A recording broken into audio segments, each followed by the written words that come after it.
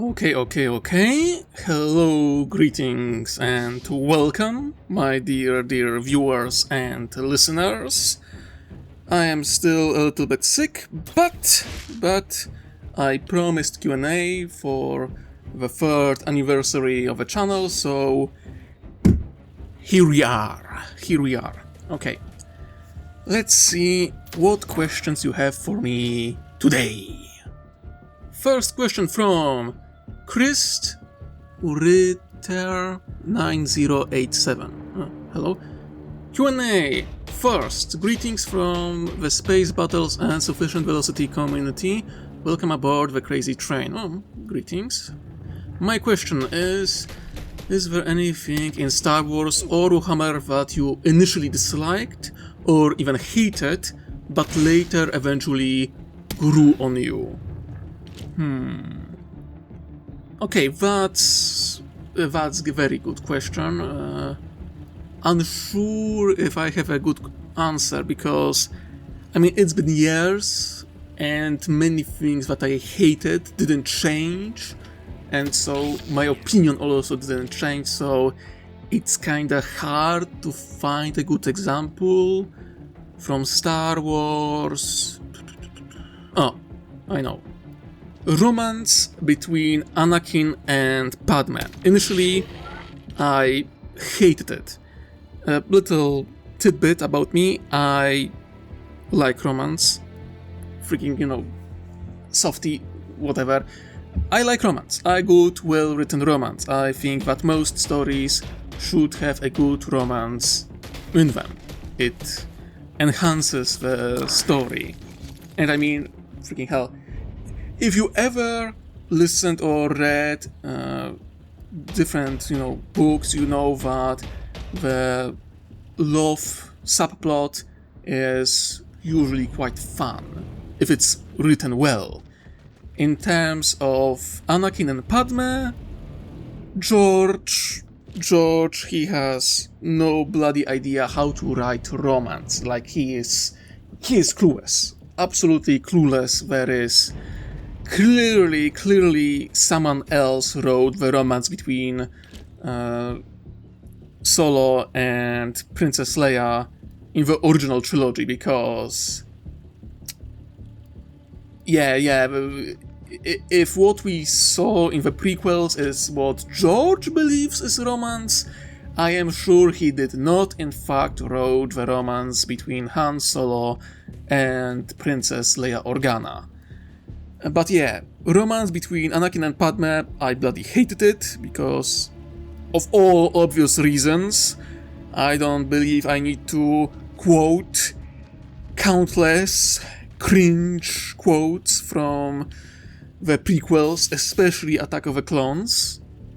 However, the romance grew on me not because it became good, far from it, but because I started to appreciate how toxic and possessive that relationship really was.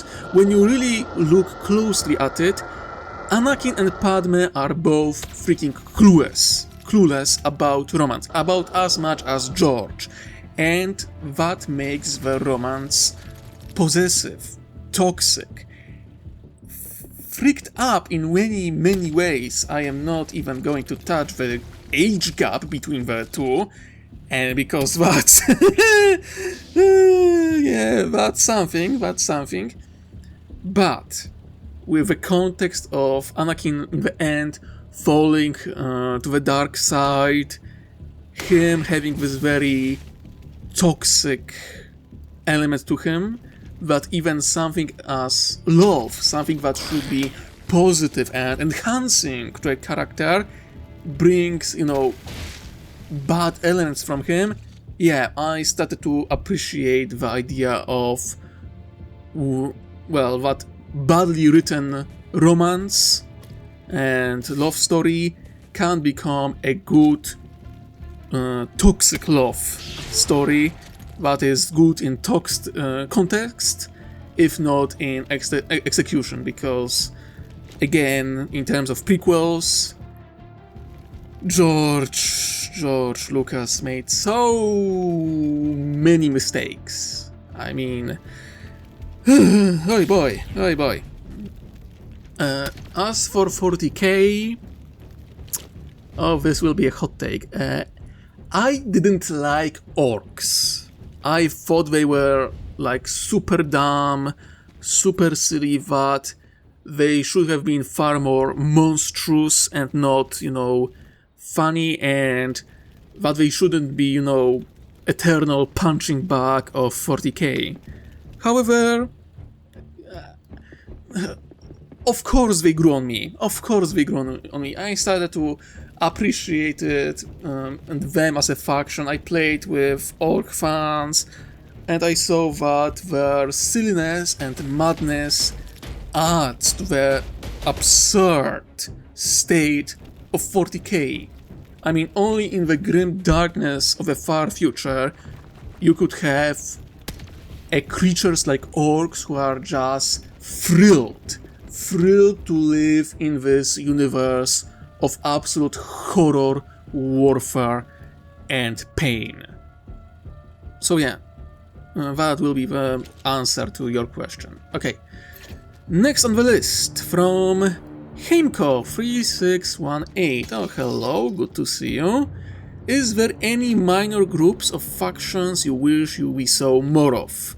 Some examples being the Cuoris, the Herats, Severan Dominate, Man League, New Republic, Tax and Trade Empire, Jax and Hamagoni, Cashing Wealth, Gold Stars, and so on. Okay, I think that with my videos that I made, I proven that I do enjoy minor factions a lot. Just because a faction is minor in the great scheme of things doesn't mean that they can't have any local impact or influence. I mean, think about Second World War. Yeah, Second World War. If you get like, primary school or first grade understanding of a conflict, there were only the great powers. Yeah, there was the Axis, there was the Soviet Union, and the Allies, the Western Allies to be exact. So, basically, if you go in that like most surface level, you have only USA, Britain, Germany, Soviet Union, Japan, and freaking hell, not even Italy. Italy is usually ignored, despite being part of the Axis. However, if you dig a little deeper, you can find out quite a lot of interesting details. Yeah? You can find out about, well, my home country, the Polish resistance movement, which was the greatest and the biggest resistance and partisan movement in Europe. You can find out about the Indian soldiers, the soldiers from India who served the British Empire, and they served in millions. You can learn about Australians, about Canadians, freaking French SS. Yeah? There is so much knowledge to find. The history of this singular conflict was not limited to, the great powers. The smaller countries, smaller communities, and individuals had not insignificant influence on this single war. So that's the way I like to think of 40k. That's why in my story you see the Galg, you see Tarelians. That's why I am welcoming minor factions to be created through the homebrews. And in my opinion, 40k should have more stories where we interact with minor powers.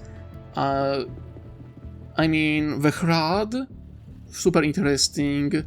The Phyxian Trade Empire, the Ghoul Stars, whatever hell is happening there. I am all for it. However, unless they can make miniatures out of it, the GW is very unlikely to make anything about it.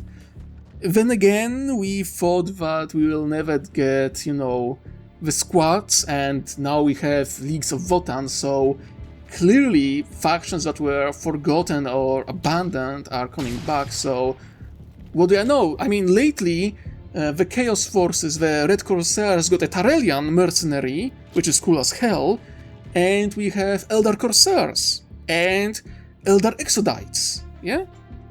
So, who knows? Maybe the winds are changing, maybe we will get more minor factions. I mean, let's be honest, like 5 years ago, if I told you that, yeah, the GW will release,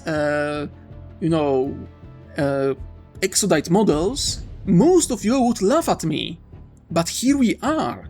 There are a thing now, which is crazy, for me at least. So I am hopeful. I am hopeful that we will get more minor factions, even as a team kill units. I would love to have like Hrad, Sevan Dominate, and other minor factions show up both in stories and miniatures. Okay, next question from the Fluffy Tech Priest.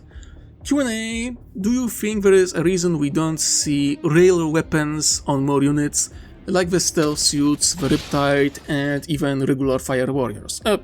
The answer is bloody simple, it's balancing issue. I mean, GW established very clearly that Tau rail weapons are absolutely devastating. Okay, absolutely devastating. A Pathfinder with a rail rifle can kill a Terminator. Yeah? If they hit a normal Space Marine, the force of impact is so devastating that it destroys Gene Seed. Destroys, it can't be recovered. Which is why so many Space Marines despise fighting Tau and Pathfinders specifically. Hammerheads with a railgun. It's hard to find a main battle tank that can endure a direct railgun strike. It's really hard. I mean, famously, Longstrike managed to punch through the armor of a Titan and kill a Princeps. Of course, it was a Scout Titan, the shields were down, but you know, a direct hit into the head punched through the armor and killed a Princeps. Most tanks would have struggled with that, because, no, shield or no shield, it's a Titan. It is still a Titan, even a Scout Titan. It's tough. It's tough. Yeah? It can endure quite a lot of punishment, and a single hammerhead shot to the head killed one, which is terrifying. So, yeah, balancing it. If every fire warrior was equipped with a rail rifle, or some new upgraded version which allows for full auto, freaking hell, I don't know what could be deployed reliably against them, because look, Newton is a ruthless bastard, and a rock, even a small one, going at a very, very, very fast speeds, it can kill basically anyone or anything. So I am unsurprised that GW limited where railguns are seen among the Tau troops and Tau mechs and tanks. And to be frank, when you see them, you know you are fracked. You know you are in trouble. Okay, next question from Amanda Klein 2339. Hello. Q&A, have you watched the video Shadow of the Republic? As it's one of my favorite videos and I just want to know if you watched it. Had to search for it because I totally forgot about it. Yes, I watched it long ago and I enjoyed it greatly. I mean, if you watched my series, you know that I do love manipulation, special forces and all that jazz. So yeah, The Shadow of a Republic, great video, great. I enjoyed it greatly. In no small part because I am an old fan of Republic Commando, the games, not books. This will be a hot take. I do not like Republic Commando books. I do not like them at all. Look, I get why people like it, but this is like some serious pro-Mandalorian wank. I mean, come on! I thought that Disney glazed Mandalorians with their, the dedicated Mandalorian show, with elevating of the Death Watch as some freaking heroes for some bloody reason. And if you thought that Mandalorians are getting, uplifted by Disney, you didn't see nothing yet, son. I mean, the bullshit you see in that book series is... holy crap. I mean, at some point it just becomes not even a power fantasy, but a power wank. Look, those commandos and mandos are way too freaking competent. I mean, and shown way too heroic for my taste. Especially remembering that their entire bloody culture is built on a legacy of being, genocidal maniacs, genocidal warmongers. I don't know about you, but I wouldn't be praising a very skilled and competent special unit from Germany if they decided to wear symbols of Waffen-SS and started to sing Nazi songs. Not really something I would approve of. I mean, there is that, and there is the whole romance and impregnation plotline in those books, which is a choice, a writer's choice. You remember, like, few minutes ago, how I expressed how uncomfortable I was with, Padme and Anakin age gap? Yeah. It's worse. It's worse in the Republic Commando books. I mean, she was adult in terms of age, so I get it, and biologically, the clone commander was also adult, but he did mature twice as fast, so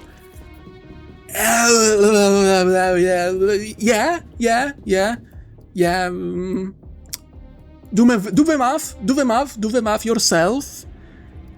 For that and several other reasons, I couldn't even finish the bloody series, because at some point I just got so uncomfortable with, how everyone basically ignores how fucked that situation is, and introducing of several other elements that just, fuck with the universe. I mean, like, the shapeshifters in the Republic Commando are No, you need to read or listen to it yourselves to fully appreciate how world-breaking so many elements in those stories are. Alright? And again, with basically every clone commando gets bitches, and I get that they are biologically adult. However, whatever their biological age is, they are technically, mentally, half that age. So, I am not okay with that. Sorry, I ramble, but that's something that I wanted to say for quite a long time, and I didn't have a chance yet, or until now. So, sorry that I went a bit off-road with the answer to your question, mate, but yeah, I wanted to express that tidbit of my feelings about Republic Commando books. Okay, next question from Amatos348. Q&A, general sci-fi world-building question. Do large blue water navies like we have today make sense in universe like Warhammer 40k, where you have void ships that are kilometers long, or would it make more sense to build small frigates for policing? I mean, kinda both. Look, water is great for transport of goods. I mean, yeah, you can use, Valkyrie or Aquila lander, but, running that much fuel, especially for an aircraft, it's expensive. Transporting a large volume of goods through water is cheaper. And with, goods, it's not how fast they get to you, usually, but the consistency of them being delivered. Yeah, because usually when you buy things, it's not like you are buying things that will go through from another section of the world, but it's that a given seller has a storage house somewhere in your country or on your continent somewhere, and the goods are transported from there to you. Yeah? So it's more important for consistency of the delivery than the speed, usually. So, transporting goods on water means most likely someone will try to steal it. Yeah, so local pirates are formed, and in so doing, they force the local government to create a blue water navy. So that's how you get your proposed patrol craft, which usually makes sense. However, you must remember, this is Warhammer 40k, so you can have local fauna, which might require torpedoes and bigger guns, or you can have orc infestation, and you need to have a far more potent navy, because there is no telling when you wake up, look out of the window, and notice that the orcs are trying to, recreate the D-Day scene from Saving Private Ryan, right? You need navy for that. So, not on all worlds, but I think that in some specific situations, a large water navy similar to what our world has today makes perfect sense. Okay, next question from Enovos3138. Is there any sci-fi verse that you wish got more development or attention? Pinwheel series by Snake Guy. I like his works and series a lot. And, I mentioned him before, but I will mention him again. he writes really good sci-fi stories, and I like them for more reasons than just because there is a good erotica inside. Okay, so I know you are already judging me, but listen. Ignoring all the erotica that you can't find in basically all of his stories, those stories are still solid. Like, there is very good world building, character creation and character development, interactions, dialogue, progression of a narrative. I mean, his stories are phenomenal. I want his stories getting more attention, without a doubt. He deserves it, without 100%. Also, in long ages past, I was, writing still in Polish, and I was trying to write a tasteful erotica. And until you actually try to write something that doesn't sound like a smart fantasy of a teenage boy who is overflowing with so many hormones they could topple a small government, you have no bloody idea how difficult it is to write a good erotica. And Snake Guy manages to write amazing stories with good erotica. It's almost like a discussion. Are his stories like that he wrote amazing stories so he could implement his amazing erotica writing skills into them? Or is he just amazing story writer that just happened to write erotica as an addition to those amazing stories? I can't guess. But yeah, if you want to read to a really good sci-fi stories, visiting Snake Guy is something that you should do. I am currently actually reading a story on his, on his page, because he has a page. I will, I think, put a link somewhere, either in the description or in the pinned comment. The Knights of Jakar. It's like, 1 second, I need to check it. Stories. Yeah. He has like over 30 stories in the Pinwheel series. Over 30.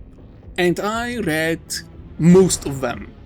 And sure, not all were to my taste, but the vast majority were.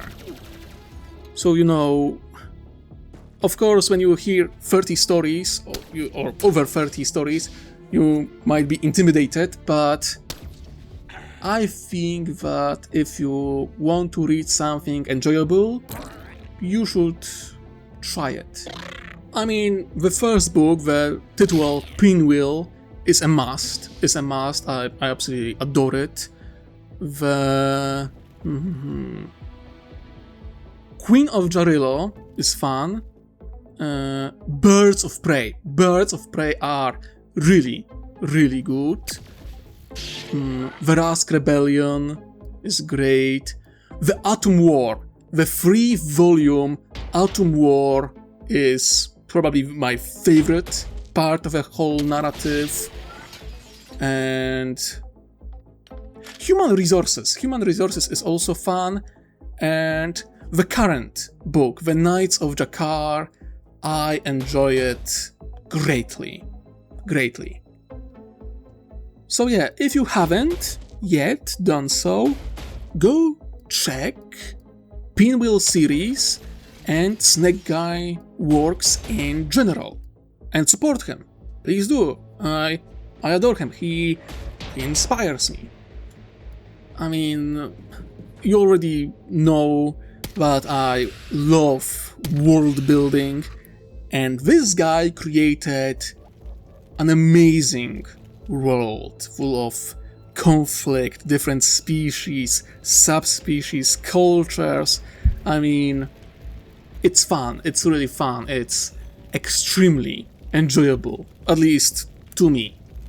And again, not simply because there are erotica elements in the stories. Again, it's... I mean, you need to read and experience his stories to fully appreciate it. Okay, next question from Vigo Hamquist6986. I am very sorry if I pronounce your name wrong, truly. Okay, Q&A. Are there any major defeats that Tau could realistically suffer in your Star Wars vs. Warhammer 40k story that would make for good storytelling? Okay, I know that your comment was far longer, but I limited it to, the main question. And first of all, defeats are important for the narrative. They are very important, and the Tau should not only, suffer defeats, but, it's unavoidable. Hell, I know that technically the Tau scored victories in both Battle of Furious Ned and Battle of Run, but look at Battle of Furious Ned. Sure Strike failed to defeat Ravax herself. She failed. The defenses of the colony were basically on the breaking point before the Blackthorns arrived to save them in the last moment.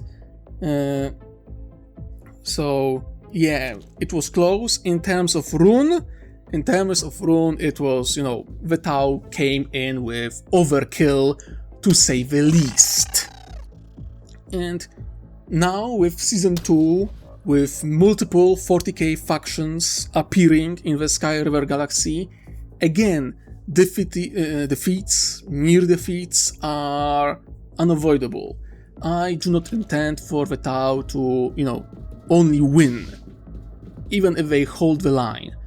And, as for defeats that they could suffer from Star Wars factions, at this point in time, there isn't really anyone who could defeat them because, again, the galaxy is widely demilitarized, but it doesn't mean that the Republic, the future CIS, or the Huts couldn't give them a black eye in more than one engagement. Yeah, mostly because of hyperspace. Yeah.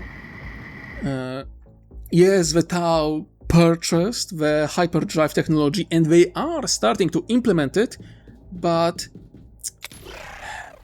unlike some stories, I am not like, oh yeah, they bought technology, they snapped their fingers, and now their entire fleet can use hyperdrives. No. Setting up factories and creating drives that could be, realistically placed in the same place where their old drives were, putting those old ships into the shipyards and replacing old drives, it will all take time. A lot of time. I can tell you without a doubt that a good portion of a Tau Navy, both military and trade fleet, like civilian ships, won't have hyperdrive all the way to the Clone Wars and through the Clone Wars. That, changing your FTL drive, that is not a small thing, that is not a small challenge. So for years yet the Star Wars factions will have general speed advantage. over them.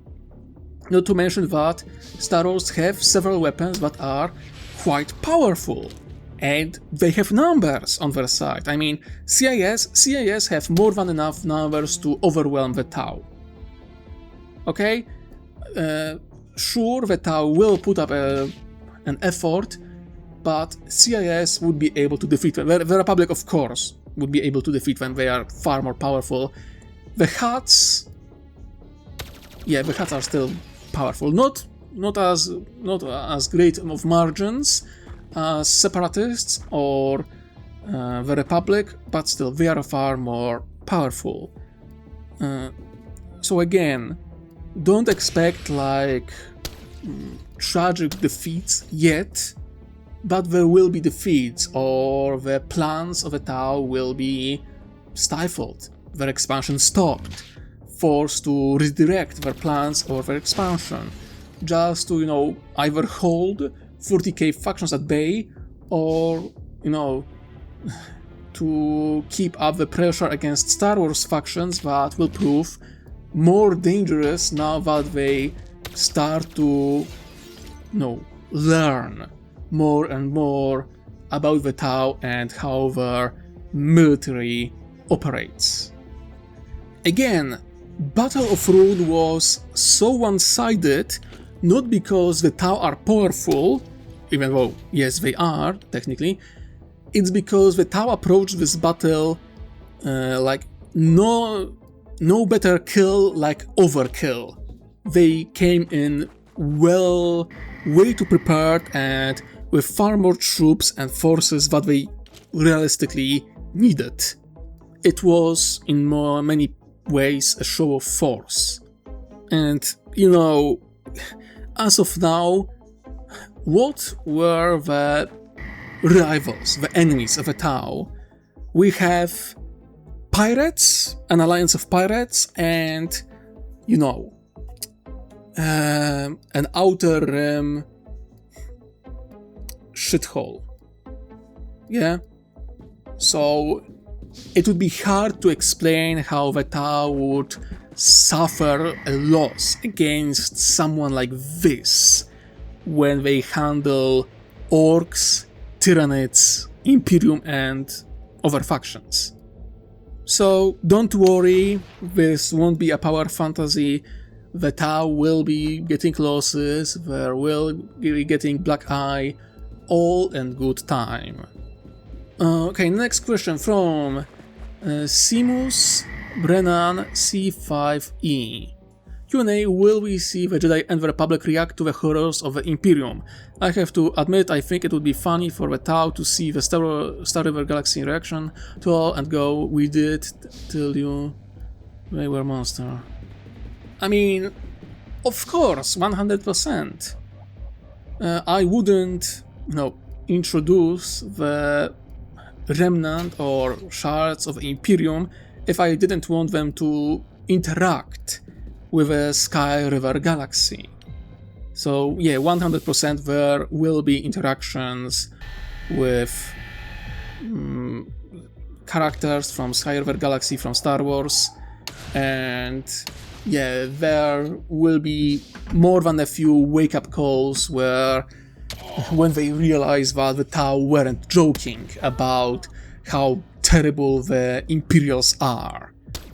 But again, all in good time. You should be getting actually quite a lot of it, because just as Season 1 was mostly, Tau perspective as they settle in the new galaxy, Season 2, my intention is for it to be more Star Wars character perspective, reacting to the horrors of 40k. So yeah, it should be fun. So you will be getting what you want, what you asked for, and far more than that. Okay, next question from Juan Pablo Arroyo Ave 5583. Oh, hello. Happy to see you.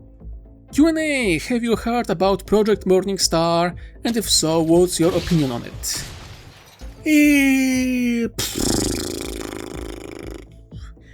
I don't really care about it. Look. I am impressed with animation. I see that the project is advancing and doing relatively well, so, bravo. I wish the creators good luck. As any good-hearted author, I want other authors for our work to succeed, but this isn't my cup of tea. I mean, it's a very blatantly inspired by the Imperium of Man, with maybe some Halo influence, and again, I appreciate the animation, I am impressed by it, it's very impressive. It's just not my cup of tea. I just can't find myself to care about it. I have the same relations with, like, the Space King. Yes, I know it's fun and all, but it's not my vibe. I don't care. I personally can't find myself to, like, get invested into those projects. I wish the authors all their luck and fortune, truly, but I can't find myself connecting to either project. Okay, next question from Zodiac Star Leagues. Oh, greetings, good to see you.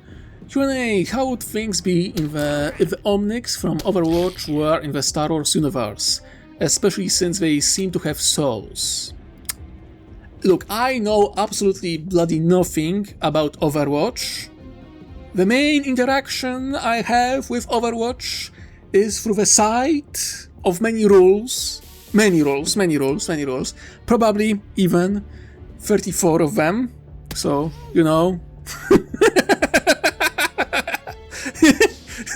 Sorry, I had to. They are good quality, but not my game. I don't really care about Overwatch, and I don't even know if Omnics simply believe they have souls or if they actually have them. However, either way, it doesn't matter because Sky River Galaxy is extremely hostile to intelligent, independent AI life forms. Okay, so soul or not soul, independent or not, Sky River Galaxy civilizations would not accept them. No way. There were droid rebellions in the past, and basically since then, the biologicals of Sky River Galaxy do not treat intelligent robots well. No matter the situation, no matter how intelligent or emotional given AI life form is. So yeah, those guys wouldn't have easy time. I don't see them being accepted despite their best efforts. Okay, next question from Gordo Zinho. Q&A, how would the Emperor's death affect the Tau? The Suraptics Maledictum hasn't really been mentioned by them, nor warp storms in general. Okay, first of all, the Great Rift did affect the Tau greatly, because they were expanding towards Galactic North, and now Galactic North doesn't exist because the Great Rift is there. So the Tau are forced to defend their borders there against forces of chaos, and they need to expand south towards the realm of Ultramar. The current Tau narrative that they are encroaching on the borders of a Blueberry Empire is because of a Great Rift. With death of the Emperor, not only you have, chaos, more renegades, more problems in general to the reality itself, but also, corruption of human population in the Tau Empire becomes more probable. Because from what we know, or what at least I understand, there are basically two things in the galaxy that keep Chaos Gods in check. The Big E and Necron Pylons. And we did see what happened when Abaddon destroyed enough of those pylons. The galaxy was cut in two. So I don't want to, throw theories or just, try to figure out what would possibly happen, but I can assure you it wouldn't be good, and the Tau would not enjoy the death of the Emperor. Okay, next question from Apollo Knight 9521. Q&A. Mr. Hutter, in Season 2, would the Republic soon encounter the Imperium remnants? If so, would they get the Tau introduction treatment and eventually lead to the Jedi interfering and seeing the horrific conditions that Imperium have? Moreover, how traumatized would they be if the Republic gets a chance to fight the Imperials? Given that the last to my knowledge, at this time the experience with war isn't as bloody or horrific and psychologically damaging yet. Okay, so I basically answered that question before, but clarification, because you asked, would they get the Tau introduction treatment? No, and the reason why I say no is because you didn't pay attention, my friend. You didn't pay attention, because in episode 2, when the Tau present themselves and their Commonwealth before the Galactic Republic, what do? They speak about the horrors of Warhammer 40k, including the Imperium. So, unlike the Tau, the Republic got a warning, got documents and examples of horrors of the Imperium. So on paper, they shouldn't be surprised by the horrors of the Imperium. However, as we all know, if someone shows you a fact on paper, especially if you show it to a politician, they are most likely to dismiss it if it doesn't fit their worldview, or more often than not, the prospects of getting more money for themselves. So, yeah, let's just say that, as I said before, I wouldn't have introduced the Imperial Remnant if I didn't want them to interact with the Sky River Galaxy. It would be counterproductive to have Imperials as part of the world and have been totally isolated and not interact with the galaxy at all. So, you will need to be patient in how things will develop. And again, no spoilers, I will not reveal how, why, or if the Imperials and the Republic will wage war against one another. Patience. Okay, next question from Nikos. Q&A. Which one do you think was more shit? Palpatine's return in Legend or in canon? Oh, bloody hell. Both of them were absolute crap. I hated and I continue to hate the return of Palpatine in EU. Screw that plotline, it was dumb as all hell. No, it was terrible. However, the canonical return of Palpatine is still worse because of simple reason. In Expanded Universe, in Legends, they at least tried to explain it and create a world building around his return. So, as much as I don't like either, yes, the canonical return is still worst. Okay, next question from John Levy T1W. Q&A: if you had the opportunity, Heretical Hatter, to make a crossover with the Knights of the Old Republic 1 or 2 era of Star Wars, what series would be most narratively interesting series to crossover for storytelling potential and character-driven stories with KOTOR? Halo, Mass Effect, or EVE Online with New Eden. I find these 3 interesting for KOTOR era, the galaxy, for specific setting, conflicts, internal power sets, and limitations they have as advantages, disadvantages, dynamics, and character arcs. Honestly unsure. The KOTOR is fun, but it's very much out there in terms of world building, power scaling, and all of that. I know absolutely nothing about EVE Online, so I can't say anything about it. Mass Effect doesn't fit at all because of technological gap, narrative gap, doesn't work. From Halo,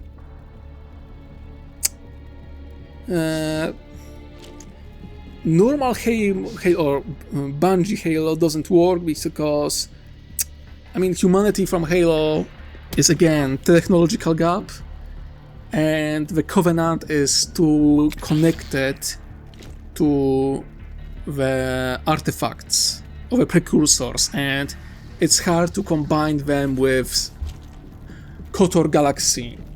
I think that the Banished as a faction alone could potentially work, like a hostile expansionist Xenos faction or alien faction as another force in the conflict between the Republic, Jedi, the Sith Empire, the Sith, and now we have the hostile expansionist and not religious but even somewhat atheist alien empire. It could be interesting if we had Banished in that mixed. Okay, next question from MasterCrafter2252. Q&A: how have chaos forces in the galaxy been faring, and how have heretical psychers been accommodating to the dark side? Okay, I kinda answered that before, but okay, let's answer it again. If you were very closely connected to the chaos gods, to the dark gods, and had their direct blessings, you had very bad time. You are most likely dead. The shock of being cut off from your patrons most likely killed you. If you were less connected or weaker psyker, you are most likely fine and finding the dark side far more enjoyable to use.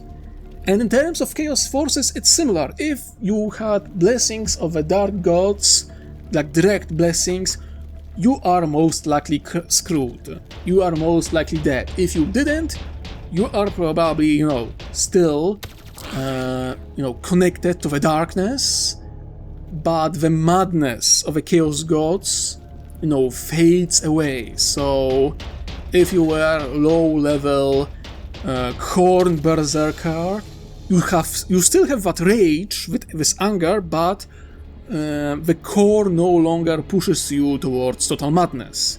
If you were a sorcerer who was going to follow Zinch, you still have this potential, but there is no longer a threat that you will be turned into a chaos spawn. If you were follower of Norgal, you are screwed because he no longer protects you from plagues and the plagues killed you.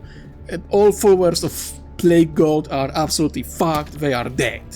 Or about to be dead, or if they are lucky, they got saved.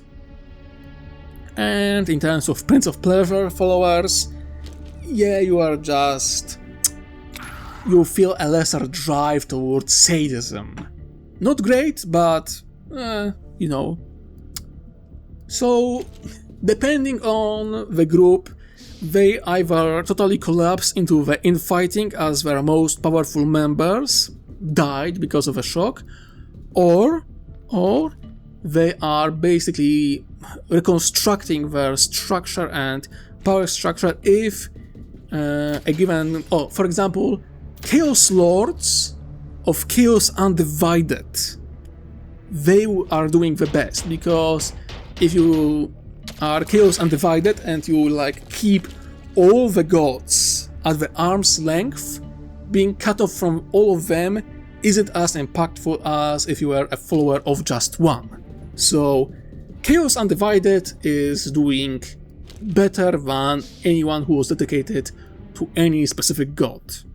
And they are more sane now, if you could say that about Chaos worshippers at all. Okay, next question from Arshadaimal8356. I am very sorry, mate. I have no idea how to pronounce your name. Sorry. Okay, Q&A. Can you create a June X Warhammer 40k crossover? Since you know June was a major inspiration for Warhammer 40k, if you can't do it due to the extreme power gap, then try StarCraft X Warhammer 40k. Okay, I said it before, I will say it again. In terms of a narrative crossover, no way in hell. One story at a time. I tried to write more than one story at a time before, and it always ended in a disaster. So, one story, one narrated story at a time. I could potentially do like discussion of scenarios, like what I do with Warhammer X Mass Effect, just now with StarCraft. I could, but in terms of narrative, no way in hell. And June, I am not even touching June. No, it's no.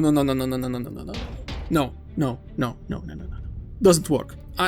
I can't see how I could write a good crossover or even a scenario between June and 40k. Okay, next question from ForceHammer7883 Q&A, and holy crap, why the hell did you post? Why did you post an essay? I asked before, don't post essays. How I can isolate a question from all of this? Okay, RP sci-fi setting, Zerius Galactic, Alien, community developing for over a decade? RP series, blah blah blah. Can you check it? Of all things you could have asked me, of all things, you asked me if I could check out a sci-fi RP setting that was developed for over a decade by both the main creator and fans alike. No, I can't. I don't know if you know, but there is like a concept of time. Like a day has a limited number of hours. And I have a day job, a YouTube channel, and stories that I follow and enjoy reading now. I will connecting the dots. I know that many of you want to be like, yeah, and try this universe. I can't. But again, limited time. And sorry, but the moment I saw the RP sci-fi setting developed over a decade by dozens of people, no, absolutely not.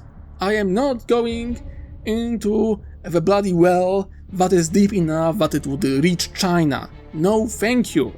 I have enough stories and projects on my head right now to bother with something new. Like, come on. And, you know, your final comment like, oh, it's more dangerous and more grimdark than 40k. I don't care. 40k is grimdark for me enough. I try to balance things out. I don't just seek out the most grimdark universes out there. Pinwheel, as I mentioned before, the stories created by the Snack Guy are overall positive, they're optimistic, they're fun. I read those for fun. Why would I seek something more dark and more horrible than 40k? That's enough grim darkness in my diet. So no, I will not be checking it out. I have enough grimdark in my life, I have enough projects and enough stories to follow. I am not going to follow more. I mean, at this point, I have stories that I like, but I had to drop because I don't have time to follow them. There are writers, creators with whom I cooperated before I started doing YouTube. And I was following their stories, giving ideas, helping correct the scripts. I can't do it anymore because I don't have time. I don't have time. And now you just come, yeah, check this. No, I don't have time. Not enough hours in the day, and I already don't sleep enough. Okay? On average, I sleep like 6 hours a day. 6 hours. That's not healthy. That's not healthy. And I still don't have enough time in the day. Sorry if I sound pissed off or emotional, but look, I get recommendation. I really do. But for crying out loud, why did you put it as a Q&A? Because it's like pushing me to check it out so you could answer my question. No, sorry. Not how that works. If I get interested in something, then I check it out. Of all things you could have asked me, about anything, you asked about this. I am actually disappointed. I am actually disappointed. Okay, final question from Gunfer Z8V. Q&A. I want to know what will you do with Farsight as a character and especially his relation to Aunt Va. Will the two have general versus priest dynamic or liar but loving father Aunt Va versus betrayer and who has son Farsight? I love to see their relation. Okay, first of all, I don't know if you missed that, but the enclaves haven't been transported alongside the Tau to the Sky River Galaxy. At least as far as we know, because if we look on the map, where are the enclaves? Because I don't see them. They are nowhere to be found. So how can there be a relation between Farsight and Aunt Va if only Aunt Va is present? Riddle me this, my friend.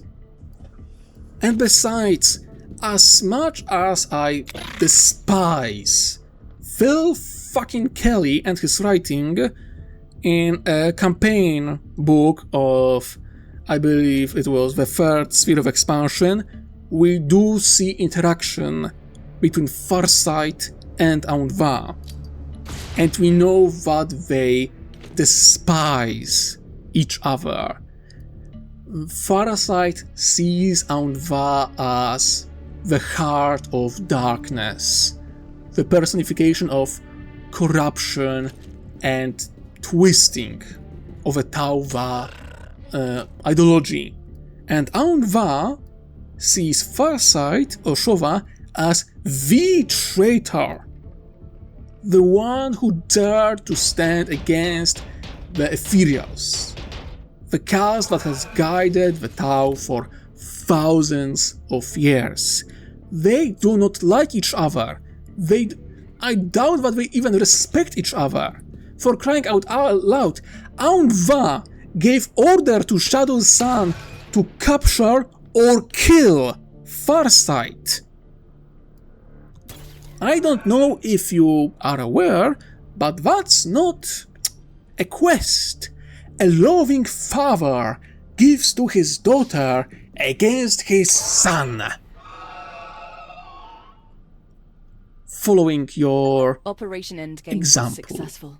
The loss of the High Eternal ends the alien resistance, and your soldiers quickly secure the quantum beacon. That was the last question. This is the end of the Q&A. Not as many questions as I thought, but still quite a few. I am still recovering after getting sick. I am working on the Tau X Gate video, because that's what the Patreon supporters voted for. Homebrews Season 4 is coming. I have a list, I am working through it, I am planning how to, go through the list, but it will take a moment to figure it out. And yeah, work on Season 2 is progressing. I have more and more structure, planned out. So, you know the drill, support me through Patreon, through Ko-fi, like, comment, subscribe, etc. And of course, stay tuned and stay safe out there.